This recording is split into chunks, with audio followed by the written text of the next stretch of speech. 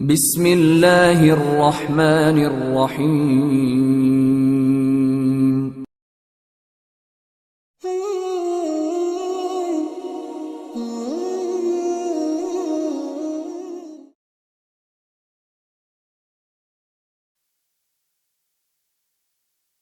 حدیث نبی صلی اللہ علیہ وآلہ وسلم۔ عبد الرحمن بن ابی کرات سے روایت ہے کہ رسول اللہ صلی اللہ علیہ وآلہ وسلم نے ایک دن وضو کیا تو آپ کے صحابہ وضو کا پانی لے کر اپنے چہروں اور جسموں پر ملنے لگے۔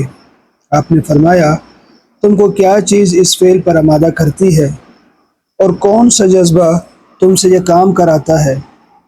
انہوں نے عرض کیا کہ اللہ اور اس کے رسول کی محبت۔